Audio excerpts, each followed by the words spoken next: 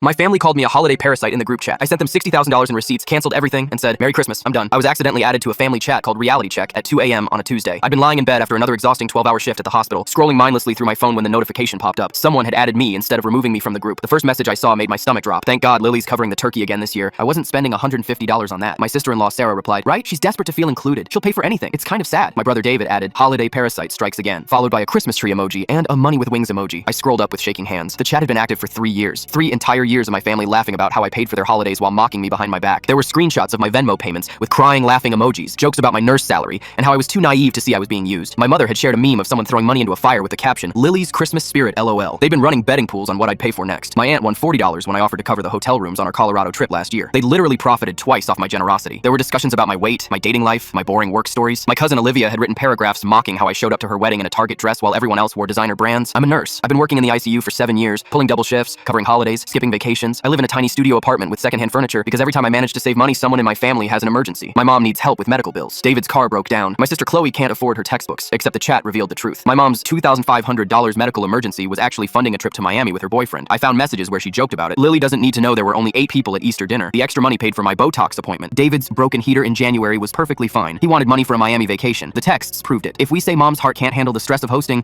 she'll cover the whole rental fee. Chloe's textbook money went to a Gucci bag. There was a screenshot of her laughing about it. Lily's working another holiday shift. More money for us. Maybe I'll finally get that bag I want since she's covering Christmas dinner. I'd given them $60,000 over 5 years. The number made me physically ill when I calculated it. I'd been paying for 6 phone lines on my plan, $300 every month, 7 streaming services they all used, David's car insurance, Chloe's gym membership, mom's subscription boxes, every automated payment, recurring charge, and service I'd set up and forgotten about while working myself into exhaustion. I spent the next 6 hours methodically canceling everything. Every phone line, every streaming service, every subscription. I changed passwords, enabled 2-factor authentication, and removed every authorized user. I downloaded 3 years of bank statements and created a 37-page PDF documenting every single payment, organized by category and family member. Then I wrote my message for the Reality Check group chat. I kept it simple and attached the receipts. "Hi everyone, I see I was accidentally added to this chat, how convenient. Since I'm apparently a holiday parasite, I've decided to stop feeding the hosts. Attached you'll find documentation of every payment over the past 5 years, totaling $60,000. Consider it my final Christmas gift. The truth about who the real parasites are. All services terminate in 48 hours. I won't be attending Christmas or any future holidays. If you're wondering why, scroll up. You've spent 3 years making it crystal clear how you feel about me. Merry Christmas. Don't contact me again." I hit send and immediately blocked every family member's number. Then I deleted every social media account I had. Facebook, Instagram, Twitter, everything. My phone started buzzing within minutes with unknown numbers trying to call. I turned it completely off and went to work. For 3 weeks I heard nothing. I worked, I slept, I worked again. No phone calls, no drama, just peace. My coworkers noticed something had changed. I seemed lighter, sharper, more present. Then one Tuesday afternoon, I was restocking supplies in the ICU when I heard my name called from the unit entrance. I turned to see Chloe standing there, looking small and scared, tears streaming down her face. "You can't be here," I said flatly. "This is a restricted area." "Lily, please," she sobbed. "I just need 5 minutes. I drove 4 hours." I calmly pressed the button to call security. Within seconds, a guard appeared at my side. "This person isn't authorized to be here," I told him. "Please escort her out of the building." "Lily, I'm your sister." Chloe's voice cracked as security took her arm. "You can't just cut me off like this." I kept my gaze steady on the security guard and said, "I'm an only child.